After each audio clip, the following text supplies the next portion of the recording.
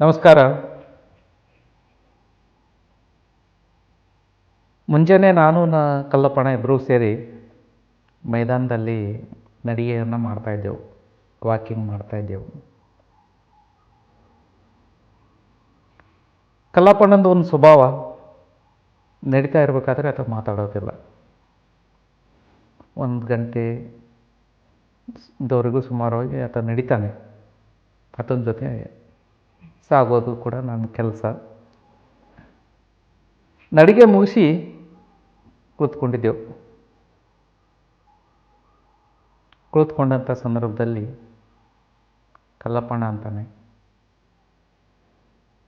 ತಮ್ಮ ದೇಹಕ್ಕೆ ನಡಿಗೆ ಎಷ್ಟು ಮುಖ್ಯ, ಮನಸ್ಸಿಗೆ ಸ್ಥಿರನೂ ಅಷ್ಟೇ ಮುಖ್ಯ. ನನಗೆ ಅರ್ಥ ಆಗಲಿಲ್ಲ. ಕಲ್ಲಪ್ಪಣ್ಣಂಗೆ ಮಾತು ಕೇಳಿದೆ, ಅಲ್ಪ ಅಣ್ಣ, ನನಗಂತೂ ನಿನ್ನ ಮಾತು ಅರ್ಥ ಆಗಲಿಲ್ಲ. ಆವಾಗ ಕಲ್ಲಪ್ಪಣ್ಣ ಹೇಳ್ದ, ದೇಹ ಎಷ್ಟು ಅಲೆದಾಡ್ತದೋ ಅಷ್ಟು ಆರೋಗ್ಯವಾಗಿರ್ತದೆ, ಮನಸ್ಸು ಎಷ್ಟು ಸ್ಥಿರವಾಗಿರ್ತದೋ ಅಷ್ಟು ಶಾಂತವಾಗಿರ್ತದೆ ಅನ್ನೋ ಮಾತನ್ನು ಕಲ್ಲಪ್ಪಣ್ಣ ಹೇಳ್ದ. ಆವಾಗ ಸ್ವಲ್ಪ ನನಗೆ ಅರ್ಥ ಆಯಿತು, ಹೌದು ಅಂತ ಅನ್ನಿಸ್ತು. ನೋಡಿ, ದೇಹಕ್ಕೆ ಶ್ರಮ ಅಗತ್ಯವಿದೆ. ಆಧುನಿಕ ಬದುಕಿನ ಶೈಲಿಯಲ್ಲಿ ನಾವು ನಮ್ಮ ದೇಹಕ್ಕೆ ಶ್ರಮದ ಕೊಡುಗೆಯನ್ನು ಕೊಡ್ತಾ ಇಲ್ಲ. ಅದರಿಂದಾಗಿ ಅನಾರೋಗ್ಯಕ್ಕೆ ನಾವು ಈಡಾಗ್ತಾ ಇದ್ದೀವಿ. ಆ ದೇಹ ಚಲನೆಯಲ್ಲಿರಬೇಕು, ಅದು ಅಲ್ದಾಡ್ತಾ ಇರಬೇಕು, ಅಂದಾಗ ಮಾತ್ರ ಅದಕ್ಕೆ ಆರೋಗ್ಯ. ಇವಾಗ ನಾವು ಏನು ಮಾಡ್ತಾ ಇದ್ದೇವೆ ಅಂದರೆ, ದೇಹಕ್ಕೆ ಭಾಳಷ್ಟು ಸೌಖ್ಯವನ್ನು ನೀಡ್ತಾ ಇದ್ದೀವಿ, ಸುಖವನ್ನು ನೀಡ್ತಾ ಇದ್ದೀವಿ, ಅದಕ್ಕೆ ಸ್ಥಿರವಾಗಿ ಇಡ್ತಾ ಇದ್ದೀವಿ, ಮನಸ್ಸನ್ನು ಅಲೆದಾಡಕ್ಕೆ ಬಿಡ್ತಾ ಇದ್ದೀವಿ. ಇಲ್ಲಿ ಉಲ್ಟಾ ಕೆಲಸ ಆಗ್ತಾಯಿದೆ.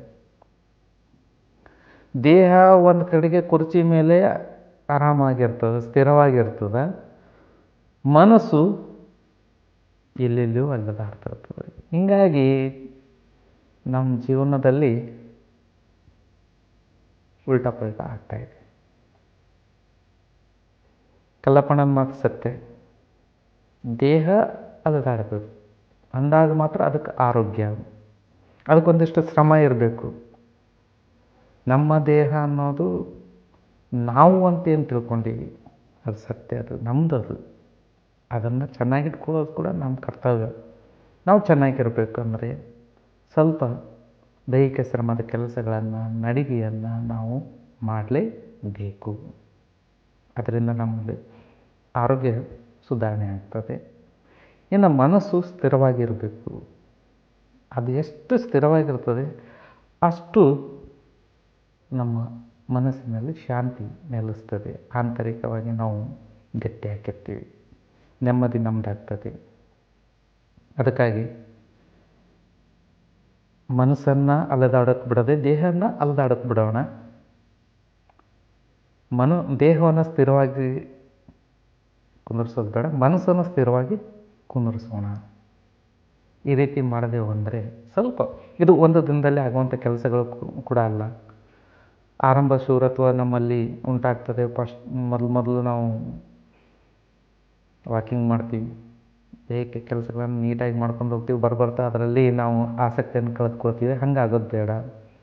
ಮನಸ್ಸು ಅಲೆದಾಡ್ತಿರ್ತದೆ, ಒಂದೇ ಬಾರಿಗೆ ಸ್ಥಿರವಾಗಿಟ್ಕೊಳ್ಳೋಕ್ಕೆ ಸಾಧ್ಯವೂ ಇಲ್ಲ. ಆದರೆ ಒಂದು ಚಿಕ್ಕ ಒಂದು ಪ್ರಯತ್ನವನ್ನು ನಾವು ಮಾಡಬೇಕು.